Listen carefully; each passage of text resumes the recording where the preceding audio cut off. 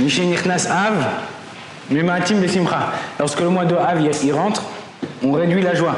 Ok, vous connaissez l'histoire avec Rabbi Yonatan Ebeshitz. Rabbi Yonatan Ebeshitz, c'était un des grands Talmid Chacham, c'était le Dayan de sa ville. Et lo alenu lo alechem, il était devenu orphelin très très jeune. Mais son père c'était un grand Talmid Chacham et il a été éduqué par un des rabbanim de la ville qui l'a rendu, qui est devenu d'ailleurs, Baruch Hashem, on a ses écrits, un de ses livres, il y a Rodvash. Mais lui il était très très très turbulent. Très turbulent, à chaque fois il faisait des bêtises, à chaque fois il faisait des conneries, machin et tout. Sa mère elle reprenait, son père il reprenait et tout. Rav Ovadia il dit quand il y a un enfant qui est petit, qui est turbulent, qui fait beaucoup de bêtises, il dit il faut espérer, on va dire que en général c'est un signe qu'il va devenir quelqu'un de grand dans la Torah. Pourquoi? Il dit parce que c'est une grande neshama dans un petit corps. Et comme elle n'a pas où bouger trop, donc elle excite le corps et le corps il commence à faire des bêtises.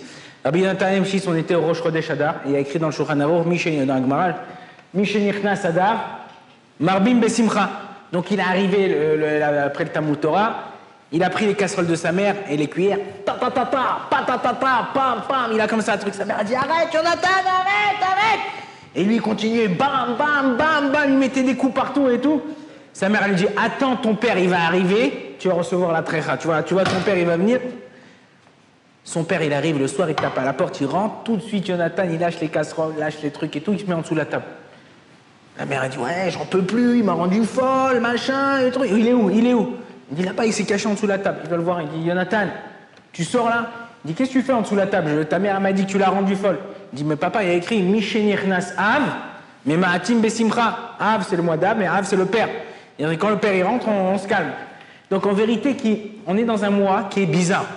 Normalement, dans la halacha, quand vous étudiez le Shulchan Aruch de Siman Shin Mem à Tav Gimel dans Yoredea, c'est toutes les rotes de Avelut. Plus on va, on commence par la Kvura, par l'enterrement, déchirer les vêtements, les 7 jours, le mois, l'année. Plus on va, plus on diminue la Avelut. Et là, c'est le contraire. On commence le 17 Tammuz, et plus on va, et plus la Avelut a grandi. On arrive Rosh Chodesh Av, mais Ma'atim Besimcha. On arrive la semaine prochaine, et Shavua Shechalbo, on est encore pire, c'est la rasra. Les mecs, ils pensent déjà aux vacances, ils pensent déjà après le 9 Av et tout ça, t'es là, t'es en train de faire les comment ça s'appelle? Non, il n'y a pas de slichot à Tisha B'Av. Tu fais les keynotes. Ça veut dire que tu fais les supplications, enfin pas les supplications, mais les pleurs pour Beth Amikdash, machin. Et les mecs, ils pensent aux vacances, ils pensent, ouais, je vais être à Elat cet été, on va kiffer, ça va être la guerre et tout. Là, il faut que tu te calmes, il faut savoir qu'il y a un temps pour tout. Il y a une Gemara, dans ma Sechet Bechorot, d'Afret Amud Bet. Là-bas, la Gemara veut nous montrer deux choses, qui sont importantes pour un juif de savoir dans sa vie de Avodat Hashem de tous les jours. C'est quoi les deux choses qu'elle veut nous montrer, la Gemara? Là-bas, il y a un Talmid Chacham qui s'appelle Rabbi Yoshua ben Hanania. Et là-bas, il y a des sages, les sages d'Athènes, ils viennent et ils lui posent des questions bizarres. Une des questions qu'ils lui posent, il dit, si le sel, il commence à pourrir, comment on fait pour sauver le sel? Comment on fait pour pour que le sel il arrête de pourrir? Il dit, vous savez, vous prenez, il faut prendre une chilia, un rechem, un placenta de... Vous savez, comment ça s'appelle quand un cheval, il s'accouple avec un âne? Une mule. Il faut prendre un placenta de mule et vous le mélangez avec le sel et il arrête de pourrir. Alors, une mule, elle ne peut pas enfanter en général. Pourquoi? Parce qu'elle vient d'un croisement. Et alors il dit, mais moi c'est pas possible, la mule, les Chachamim lui disent, Rabbi Yoshua ben Hanania, la mule elle peut pas enfanter. Et il dit, de la même façon, alors lui, qu'est-ce qu'il leur répond? Il dit, le sel il peut pourrir. Le sel il peut pas pourrir, le sel tu peux laisser, c'est le sel, c'est le siman de la bracha. D'ailleurs, les Chachmei à Kabbalah, ils disent que le Shabbat, c'est interdit, même quand tu débarrasses la table, ta femme dit, chérie, aide-moi à débarrasser la table, ou vas-y, vous aidez vos parents à débarrasser la table, vous débarrassez toute la table, vous laissez le sel et le pain. Pourquoi? Parce que c'est la bracha. Le sel, c'est quelque chose qui ne pourrit pas. C'est pour ça qu'il y a écrit dans le Bet Amikdash, Al-Kor Korbancha Takriv Melar. Sur tous tes korban, on apportera du sel. Le sel, c'est la bracha. Pourquoi? Parce que c'est quelque chose, il reste des années, il peut ne pas pourrir, tu peux laisser. Tu vas laisser un morceau de pain 3 semaines chez toi à la maison, même faire fermer dans un sac, à moins que ce soit au congélateur, mais fermer dans un sac, il va devenir vert, il va un truc, machin. Alors que le sel, c'est quelque chose qui reste, c'est le siman de la bracha. Donc les Chachamei à Kabbalah, ils disent que Shabbat, le Ben Ishraï, même quand tu débarrasses ta table, tu vis tout, laisse le sel et le pain, c'est la bracha, pour que toujours il y a la bracha chez toi à la maison. Donc les Chachamei à Touna, là-bas, les Chachamei d'Athènes, ils posaient des questions bizarres, un peu farfelues. Une des questions, et c'est ça qu'on veut apprendre de là-bas, et on va apprendre autre chose aussi, mais une des questions, c'est ils lui posaient comme ça, ils sont venus. Ils lui ont montré 2 œufs blancs, et ils ont dit à Rabbi Yoshua ben Hanania, dis-moi, Rabbi Yoshua, quel œuf vient d'une poule noire et quel œuf vient d'une poule blanche? Rabbi Hanania, il a ouvert le frigidaire, il a pris 2 fromages blancs, il a dit, voilà, si vous me dites quel fromage vient d'une chèvre blanche et quel fromage vient d'une chèvre noire, moi je vous réponds à votre question. Aussi, c'est une question. C'est quoi là? C'est comme si 2 mecs qui sortent d'asile et ils posent des questions bizarres, un peu. Ok. C'est quoi la question? C'est quoi? En vérité, la première chose qu'on apprend, c'est que toutes les personnes qui ne vont pas d'après la Torah, d'après les mitzvot, d'après une cave, ils n'ont pas un chemin dans leur vie. Alors ils vont dire, ouais, mais tu sais, on peut penser comme ça, il n'y a pas que la Torah dans la vie, mon frère, on peut kiffer, on peut machin, tu sais que même tu peux rendre joyeux quelqu'un. Alors 2 secondes. Ça, c'est quand tu essayes de penser d'une façon accoupe, d'une façon tordue. Ouais. Mais maintenant, toi, Rabbi Yoshua, il a voulu leur montrer que en te répondant de ta façon, que tu me poses la question d'une façon tordue, tu me dis, eux, qu'est-ce qu'ils ont dit, les Chachamei Athènes? Mais c'est pas possible, ça n'existe pas. Ben, de la même façon que toi, ce que tu me poses comme question, ça n'existe pas, que c'est pas possible. Dans la vie, c'est pas possible. Si t'as pas une Torah, t'as pas une cave, t'as pas quelque chose que tu suis, ou t'es avec, t'as une question, tu vas voir un rave, t'as une question, tu vas voir ton père, tu demandes, tu prends un conseil chez un pote, tu dis comment on fait, qu'est-ce que je dois faire, et ben sinon tu te plantes. Tu fais des trucs et tu fais tordu, après tu dis ouais mais pourquoi ça m'arrive à moi, je suis gentil. Ouais mais tu fais un tralouide. Ouais, tu fais tout à ta sauce. Ok, tu fais ta sauce. Et ben, quand tu fais à ta sauce, c'est ce qui arrive. Une personne, elle doit savoir qu'on a une Torah, c'est un mode d'emploi. Le mode d'emploi, il nous aide à savoir comment nous comporter, comment savoir faire. Si tu n'ouvres pas le mode d'emploi, tu ne sais pas utiliser ton mode d'emploi, tu te plantes. Vous savez que quand les avions, ils arrivent, ils atterrissent à Paris, en Israël, n'importe où, il y a des mecs qui rentrent dans l'avion, une fois que tout le monde sort, et ils nettoient l'avion. Ils nettoient l'avion, tac, ils rangent tout à leur place, tout ça, et tout, tac, tac, tac, ils font un petit coup d'aspirateur, et après on fait monter les personnes. C'est pour ça que des fois on attend, parce que l'avion il a eu un peu de retard, et les gens quand ils viennent pour rentrer dans l'avion, on vous fait attendre, il va faire attendre dans l'aéroport, attendre le temps qu'il nettoie l'avion. Une fois, il y a un petit comme ça, un tout petit avion, il arrive tout, il commence à nettoyer l'avion, il était tout seul, tout ça, machin et tout. Il arrive, il nettoie et tout. Et il voit que le cockpit, il est ouvert. Plein de boutons, siège du pilote et tout. Lui, c'est la première fois, il nettoie les avions tous les jours et tout, mais la première fois qu'il voit le cockpit, comme ça, il rentre et tout, il s'assoit, tu sais, comme un enfant. T'arrives, la première fois que tu rentres dans une voiture, t'es là, tu dis, papa, je conduis. Il s'assoit sur le siège du pilote, et il voit que sur le côté là, entre le siège et la baffe, il voit qu'il y a un petit fascicule. Il ouvre le fascicule et écrit « fascicule pour apprendre à piloter ». Tu vois, c'est super et tout, il commence à tourner et tout. Et il dit « si tu veux démarrer l'avion, appuie sur le bouton rouge ». Il cherche un bouton rouge, tac, il appuie. L'avion commence, il entend les moteurs, il tourne notre page et tout ça. Il dit « si tu veux que l'avion il avance, appuie sur le bouton vert ». Il appuie sur le bouton vert, il voit que l'avion il commence à avancer. Tourne notre page, hop, et dit si tu veux faire décoller l'avion, appuie sur le bouton orange. Il appuie, l'avion commence à truc et tout. Bon, ça fait 10 minutes qu'il est en vol comme ça et tout seul, au vol automatique et tout. Il dit bon, maintenant il faut que j'atterrisse, il faut que je rentre et ça. Il tourne la page, il dit si tu veux atterrir l'avion, il faut acheter la brochure numéro 2. Dire que des fois, tu crois, t'as pas le mode d'emploi. T'as pas le mode d'emploi, tu peux pas te débrouiller dans ta vie. Le mode d'emploi d'un juif, c'est la Torah.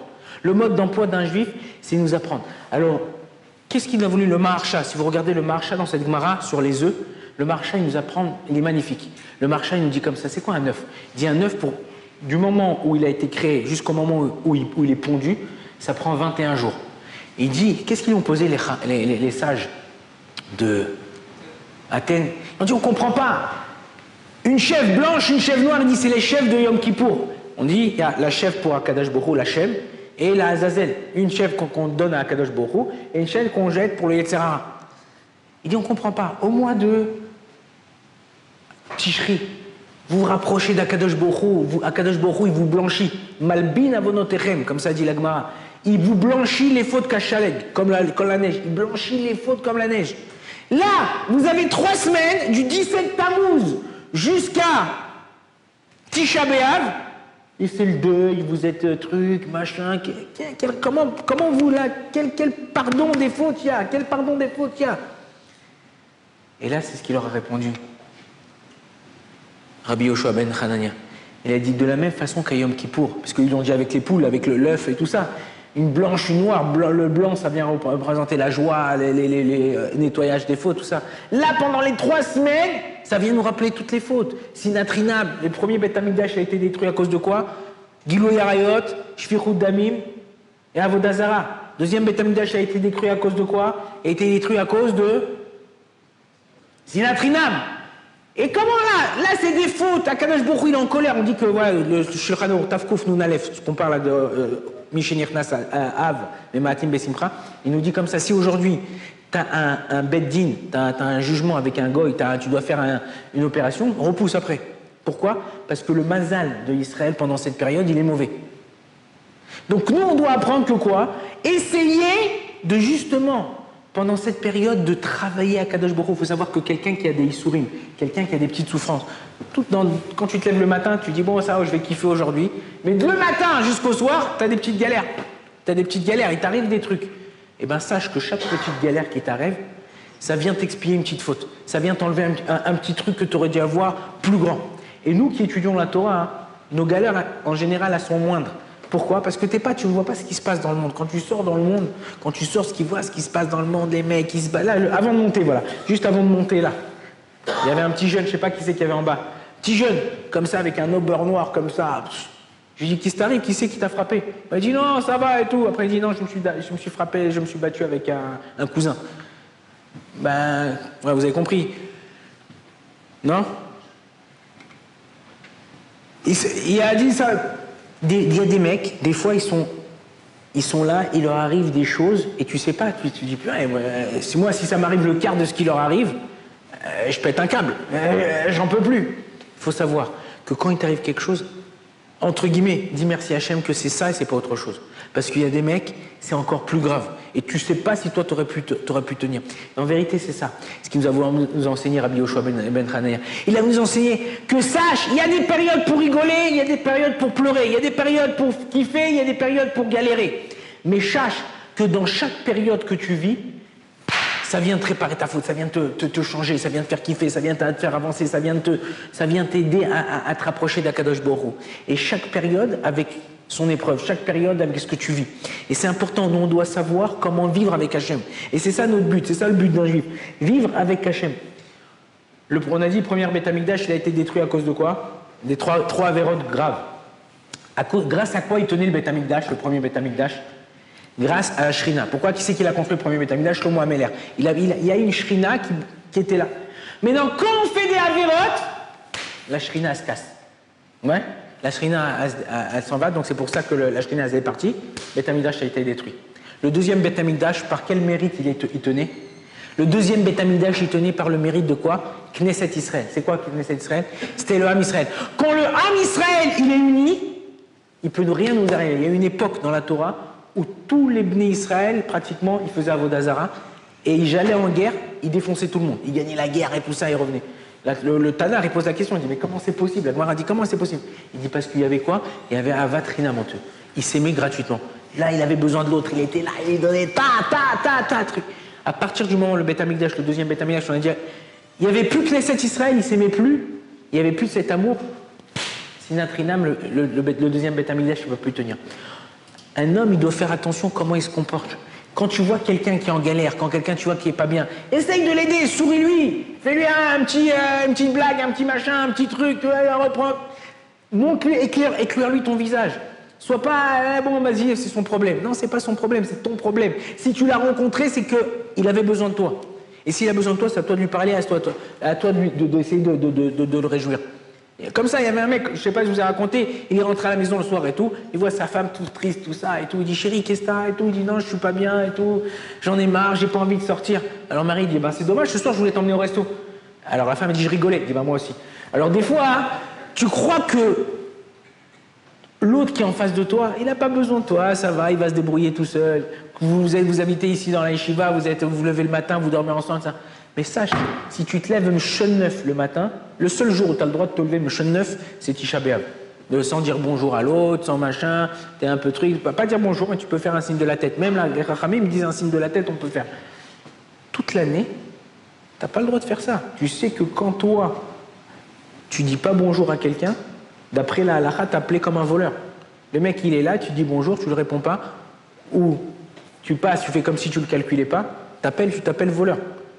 C'est-à-dire qu'il faut faire attention à ce qui est en face de nous, qui c'est les gens qu'on fréquente. Ça peut être ton père, ta mère. Il y a un truc en France qui est très bien. Une fois, je suis parti avec ma fille, je devais donner des cours en France, et quand j'avais du temps libre, je l'emmenais avec moi, elle voulait aller voir des magasins, un truc. Ma fille, elle a grandi ici de 0 à 21 ans. Ok, mais non, elle sait pas, elle parle un peu français de ça, mais elle n'a pas l'habitude dans les magasins, tout ça. Dans les magasins en France, quand tu rentres, bonjour. Bonjour, si tu dis pas bonjour, il te sert pas. Enfin, on est parti à Primark. Ma fille, elle a vu une robe, ça, elle lui dit, vous l'avez en M, vous l'avez en S, vous l'avez en XS. La meuf, elle dit bonjour. Elle dit, non, mais vous l'avez en XS. Elle dit bonjour. Elle dit, papa, ça, qu'est-ce qu'elle veut, Je lui dis, non, elle dit, dis bonjour. Elle dit, ah, excusez-moi, bonjour. Oui, alors en XS, dire que il y a une façon de se comporter, il y a une façon d'être. Si toi, tu fais pas attention comment tu te comportes avec l'autre, eh ben l'autre, il se comportera comme toi. Ou il y aura quelqu'un qui fera exactement la même chose. On doit faire attention, ne soyez pas égoïste. Pensez à l'autre. Pensez que vous vivez en communauté. Pensez qu'il y a des gens qui vous entourent. Et si aujourd'hui, dans la yeshiva, vous ne travaillez pas entre vous, les bachorim, demain, tu te comporteras exactement la même chose avec ta femme. Quand tu vas voir ta femme le matin, au bout d'un moment, tu vas péter un câble, ouais, et ben tu te comporteras quand même. Comme tu n'as pas dit bonjour à ton copain le matin, tu ne diras pas bonjour à ta femme. Quand tu rentreras à la maison le soir, tu crois, tu vas poser tes têtes, tu vas poser tes livres, tu ne diras pas bonjour. Ou même elle, si elle est au séminaire ou peu importe où elle est. Comment les habitudes que vous prenez à la yeshiva, c'est les habitudes que vous aurez après à la maison. À nous de savoir pas être égoïste. Vous savez, ici à Mattersdorf, vous connaissez Mattersdorf? Mattersdorf, c'est une maison, c'est un quartier à Jérusalem. Il y a une maison de retraite juste à côté de la yeshiva du Rav Pinchas Steinberg. Rav Pinchas Steinberg, Zachar Tzadik Kadosh Libracha, c'était un tzaddik à Jérusalem qui était Talmid Chacham. Il avait toujours sur lui 70 talit, katan. Toujours comme ça, tu le voyais, il était comme ça, tout. Mais c'était exprès. En hiver, il en enlevait quelques-uns, enfin une dizaine, une vingtaine, il en avait 50 ou 40, et en été, il en rajoutait. Et lui, le Rav Vadia, il adorait, c'était un Talmid Chacham qui a écrit des tchouvot en halakha, tout ça et tout. Et juste à côté de sa yeshiva qui s'appelle Torah Or, il y a une maison de retraite qui s'appelle Mattersdorf. Ok. Au mois de Elul, c'est des gens de personnes âgées, 70, 80. Au mois d'Elul, ils leur font un tioul dans les Kivrei Tzadikim. Ouais, Rosh Chodesh Elul ou Rosh Chodesh, dans des Rosh Chodesh, sont souvent à la veille de Rosh Chodesh, ils les emmènent, tout ça. Ils les ont emmenés, tout ça, il y avait un grand autobus, Eget, tout ça, ils voyagent. Et pendant le voyage, il y avait une mémé qui était assise derrière le chauffeur, il y a 50 places, il y avait une mémé qui était assise derrière le chauffeur, et elle tape à l'épaule du chauffeur au bout de 2 heures de route, comme ça, pour arriver à Tzfat et tout ça, à Rabbi Shimon Bar Yochai, ça prend 2 ou 3 heures. Elle lui tape à l'épaule et tout. Elle lui dit, mon fils, Bni, tu veux une petite poignée de cacahuètes? Il dit, ouais, pourquoi pas, mamie, donne-moi. Bon, il prend, hop, il commence à manger, tout ça et tout. Continue la route, tout ça, au bout de 20 minutes, elle lui dit, mon fils, tu veux une petite poignée d'amandes? Elle dit, ouais, pourquoi pas, mamie, merci, Toda, hop, il commence à manger, hop. Au bout de 10 minutes, elle dit, mon fils, tu veux une petite poignée de noisettes? Il dit, bon, pourquoi, ouais, merci, mais mamie, pourquoi tu manges pas? Pourquoi tu me donnes à moi? Elle dit, mon fils, tu sais, à mon âge, 80 ans, 85 ans, on n'a plus de dents, on n'a plus de dents. Elle dit, alors, mais pourquoi t'achètes des cacahuètes, des amandes, des machins et tout ça? Elle lui dit, alors la mamie elle répond au chauffeur, elle dit parce que moi j'aime bien sucer le chocolat avant. Alors il y a des fois, des gens, quand ils veulent plus ce qu'ils ont, ils te donnent. Ils te donnent, mais c'est pas ça. C'est pas ce que tu veux plus, tu donnes à l'autre. Justement, ce qui est le plus important pour toi, tu dois savoir le partager. Et ça avec ta femme, ça avec tes enfants, ça avec les gens avec qui tu vis. Quand tu aimes quelqu'un, le Rav Dessler, il dit dans Mirtav Miliaou, quand tu aimes quelqu'un, tu essayes de partager avec lui. Et pourquoi tu aimes quelqu'un? Comment tu aimes quelqu'un? Le Rav Dessler, il dit quand tu lui donnes de toi-même. Et il dit pourquoi maintenant quand je vais donner de moi-même, je vais aimer la personne? Il dit parce que quand toi tu vas donner de toi-même à l'autre, il va avoir une partie de toi qui va être chez l'autre. L'autre il va t'apprécier parce que tu lui as donné, tu l'as aidé, et il va essayer de se comporter un peu comme toi, où il va avoir une partie de toi en lui. Et il dit étant donné qu'il aura une partie de toi en lui, toi tu vas apprécier cette partie de toi en lui. C'est un peu de l'égoïsme, c'est un peu du... mais en vérité, c'est comme ça qu'on développe l'amour. C'est comme ça qu'on développe le Havat Israël. C'est comme ça qu'on développe ensemble de réussir. En essayant que quand tu donnes sans condition, c'est ça le Hava, la tête, de donner, pardon, je parle en hébreu, mais de donner sans attendre en retour. T'attends, tu donnes pas parce que tu trucs. Si t'attends que la personne te rend, comme quoi, des fois, t'es là, t'habites en Israël. Combien ça m'est arrivé de fois? Le type, il vient, il t'appelle, il te dit, voilà, Hamid, ça va, ouais, toi, ça va, ça fait longtemps, c'est pas, ouais, ça fait longtemps et tout. Ouais, j'arrive demain à l'aéroport à 13h, tu peux venir me chercher? Avec plaisir et tout, je vais hop, je vais le chercher, je l'emmène, je reviens, hop. 3 mois après, 6 mois après, j'appelle, ouais, David, ça va, ouais, toi, et nous, ouais, ça va, je viens à Paris. Tu peux venir me chercher? Ah non, je peux pas, demain je travaille et tout, impossible. Espèce d'enfoiré, là, la semaine, il y a 2 mois, je suis venu te chercher. Truc, pourquoi? Non, il faut savoir, personne ne te doit rien, tu dois tout à Hachem. Toi, ce que tu fais pas, je ne suis pas parti le chercher parce que j'attends qu'il va me chercher dans 2 mois, dans 3 mois, dans 6 mois. Tu veux venir me chercher, tu viens me chercher. Tu veux pas venir me chercher, je vais me trouver une autre solution.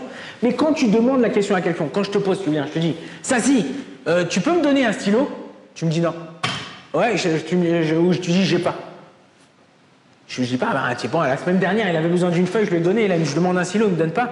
Quand tu demandes, tu as demandé une question, tu peux ouais, tu dois t'attendre à un oui ou à un non. Ouais. Sinon, tu dis donne-moi un stylo. Il y a une différence, comment tu parles aux gens. Donne-moi un stylo, mais pas tu peux. Quand tu dis tu peux c'est que en vérité, t'attends que peut-être il peut te dire non. Ouais.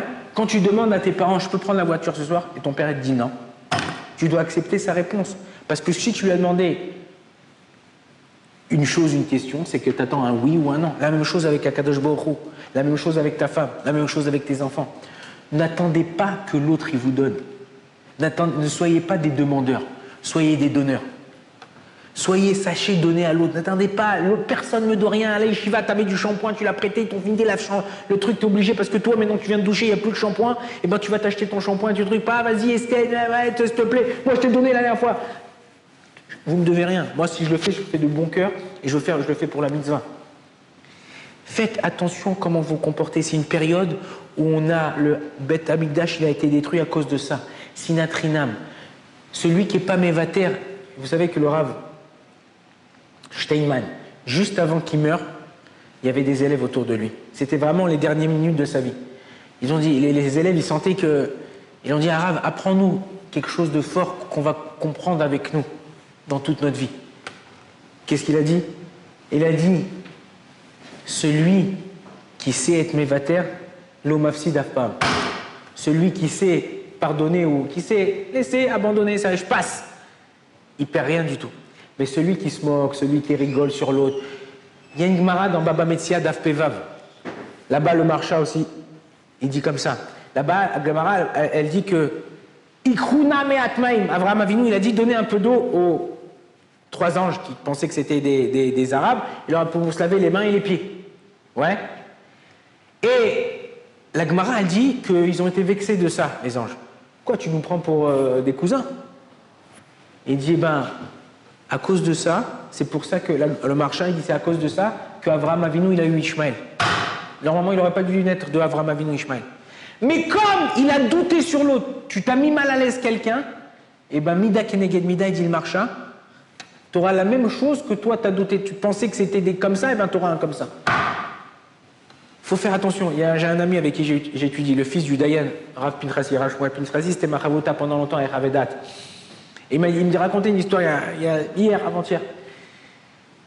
Il me disait quand ils étaient petits, ça, je vous parle d'il y a 30-40 ans, ils habitaient à Beit Vagan.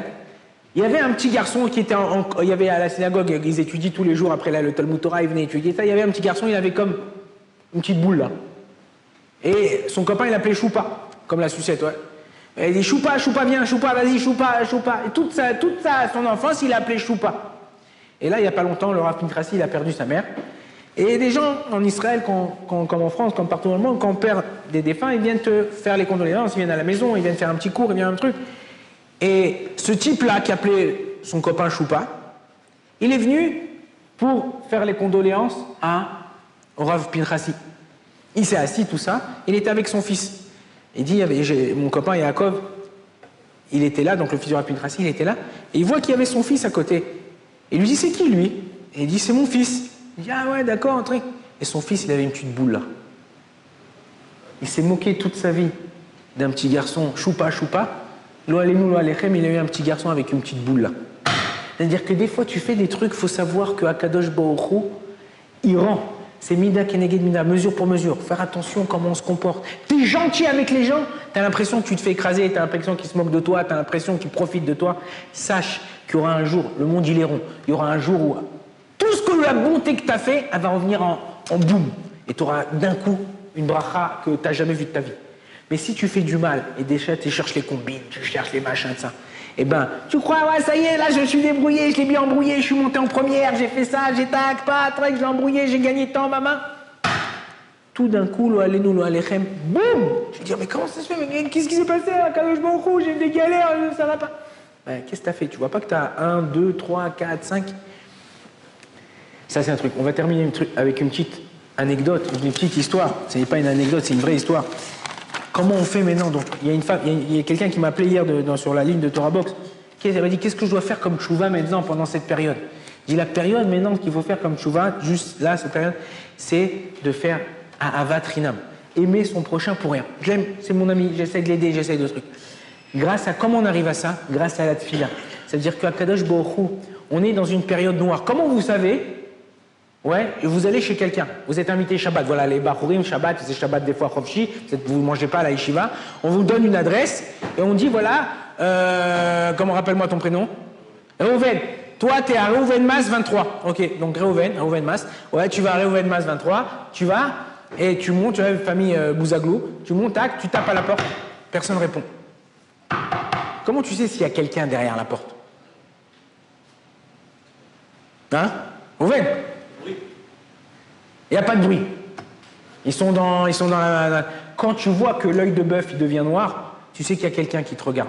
La même chose dans la vie de tous les jours. Quand tu vois que tout est noir dans ta vie, tu galères, truc, tu vois que c'est noir, ça veut dire qu'Akadosh Baruch Hu il est en train de te regarder. Comment tu vas faire face à ce qui t'arrive? Il y a dans la première guerre, pas la première guerre, mais la guerre de Oferet Yetsuka, le plomb durci. Le premier soldat qui est Niftar, qui a été tué, il s'appelle Emmanuelov Dvir.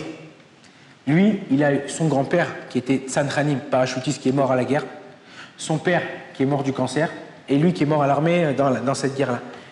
Sa mère, elle n'en pouvait plus, elle avait 3 filles, et lui, elle pleurait, elle n'était pas bien, elle a fait le deuil, elle voulait voir personne, parler à personne, elle voulait pas débarrasser la chambre de son fils. Tous les jours, elle dormait dans le lit de son fils. Et ses filles l'ont vu comme ça, ils ont dit « Maman, c'est pas possible, il faut que tu sors tout ça et tout. Hein. » 3, 4, 5, 6 mois, ils disent « Il faut qu'on la fasse sortir. On va la prendre, on va prendre un billet pour aller dans une OFA, ouais, dans un spectacle, pour la faire un peu sortir d'elle-même, rigoler, sans musique, tout ça. Mais au moins, pour faire un peu rire. » Ils ont pris 4 tickets, 3 pour les filles et 1 pour leur mère. Ils appellent leur mère et disent « On vient. » La mère dit « Non, ne venez pas me chercher, j'ai pas envie de sortir. » Voilà. Ils sont venus à la maison et tout. Elle était dans le lit de son fils.